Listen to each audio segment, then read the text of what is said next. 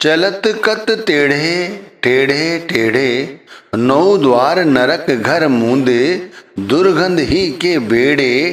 चलत कत टेढ़े टेढ़े टेढ़े। पर हमारा यही जीवन चरित्र है।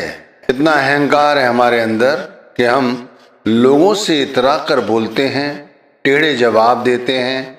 हमें जो कुछ मिला है वो प्रभु की दया से मिला है, लेकिन हम समझते हैं इसे हमने कमाया है, ये हमारा है।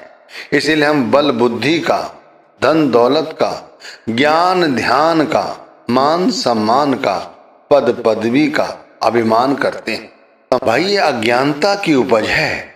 वास्तव में बड़ाई अहंकार की नहीं है, नम्रता की है। फिर हम क्यों गर्व कर रहे हैं भाई? इस शरीर के अंदर जो 9 द्वार है हमारे, ये नरक से भरे पड़े हैं, लबालब हैं ये नरक की गंदगी से। जैसे कहा है ना कबीर साहिब ने, 9 द्वार नरक घर मूंदे, दुर्गंध ही के बेड़े। भाई जितने उपद्रव हैं ये सब इन 9 द्वारों के जरिए ही होते हैं। तो इसीलिए नरक ही है ये, और कुछ नहीं। और हम इसी चीज का अहंकार करते हैं। हमें पता नहीं है कि इस अहंकार के कारण हमें क्या क्या सहना पड़ता है, कौन कौन सी योनियों में गुजरना पड़ता है। यदि हम धन दौलत का अहंकार करते हैं तो भाई हम नरकों के गामी बनते हैं, अगले जन्म में कुत्ता बनते हैं। यदि हम यौवन का अभिमान करते हैं, गंदगी का कीड़ा बनना पड़ता है। जो अपने आप को गुणवान समझता है वो अनेक योनियों में भटकता है, बार बार उसे जन्म लेकर बार बार मरना पड़ता है, पर मोक्ष प्राप्त नहीं होता। यदि हम धन का अहंकार करते हैं, भूमि का अहंकार करते हैं, तो हमसे बड़ा मूर्ख कोई नहीं है, हमसे बड़ा अंधा और अज्ञानी कोई नहीं है। यदि धन का अहंकार है तो भाई किस चीज का अहंकार? एक तिनका भी तो हम अपने साथ नहीं ले जा सकते, सबका सब यही पड़ा रह जाता है। यदि हम अपने आप को बड़ा सूरमा बलवान समझते हैं, मिनटों सेकंडों में भाई ये शरीर खाक हो जाता है, मिट्टी हो जाता है। देख लो जब इसे जला देते हैं तो भस्म बनकर इसे फिर पानी में बहा देते हैं। यदि इसे जमीन में गाड़ देते हैं तो इसे कीड़े मकोड़े खा जाते हैं। अगर इनमें थोड़ी सी भी कोताही बरत जाए तो भाई ये कुत्ते और कौओं का भोजन बनते हैं। वैसे शरीर की क्या भलाई हो सकती है? हम इतना क्यों अहंकार करते हैं? कभी विचार तो करो।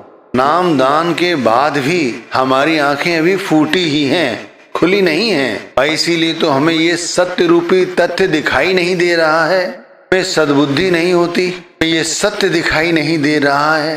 हमारे शरीर की क्या गति होने वाली है, धन संपत्ति जो हमने जोड़ी है उसके साथ क्या होने वाला है। भाई फिर भी हम अहंकार करते हैं, काम क्रोध तृष्णा के वश आकर हम तो अहंकार के गर्त में घिरे हुए हैं। हमें लगता है हम तो अमर हैं, इसीलिए तो भाई गुरु नाम को नहीं जपते। धन दौलत कमाने से हम अच्छे से अच्छा डॉक्टर इस्तेमाल में ला सकते हैं, लेकिन फिर भी क्या वो हमें अमर कर सकता है? डॉक्टर जो हमारा उपचार करता है वो भी अमर कहाँ है, वो भी मर जाता है। ये समझना चाहिए कि हम तो बालू के रेत से बने हुए घर में बैठे हैं। बालू हाथ में भरो और मुट्ठी बहुत तेजी से बंद करो, लेकिन बालू फिर भी हाथ से फिसल जाती है। इसी तरह जो कुछ भी इकट्ठा कर लो ये सब का सब छूट जाता है और हम अहंकार कर रहे हैं। समझो भाई क्या कह रहे हैं कबीर साहब, जे जा रहे तो होए वसमतन गाड़े, कृम कीट खाई, सूकर स्वान काग को भक्खन, तामे कहाँ भलाई। हमने अपनी आंखों से बड़े बड़े बलवानों को पल भर में खाक में मिलते देखा है। अभी कितने सारे युद्ध हुए हैं, बड़े बड़े सूरमा मिनटों सेकंडों में खाक हो गए, उनकी सारी की सारी फौज धरी की धरी रह गई। इन्होंने धन का अहंकार किया, देखो उनकी क्या गत है, वो तो इतिहास बन गए, लेकिन आज भी धन उनका कुछ और लोग भोग रहे हैं। भाई जो दूसरों को इज्जत नहीं देते, दूसरों का अपमान करते हैं, भाई धर्मराज के घर जाकर उनको भी बेइज्जती का ही सामना करना पड़ता है। अब यदि हम भजन सुमिरन करने वाले हैं लेकिन फिर भी हम अहंकार करते हैं तो हमारी सारी भक्ति निष्फल है। भाई अहंकार अनेक तरह का होता है, हमें इस बात पर विचार करना चाहिए। जैसे 5 विकार हैं, काम, क्रोध, लोभ, मोह, अहंकार, लेकिन इन सब में सबसे ज्यादा शक्तिशाली विकार है, खतरनाक जो है, वो अहंकार है। वो अहंकारी पुरुष को ना तो कभी सम्मान मिलता है और ना ही वो परमात्मा की दरगाह में मान पाता है। जब भी वो भजन बंदगी भी करता है तब वो किसी न किसी कारण से सब कुछ करा धरा अपना व्यर्थ कर लेता है।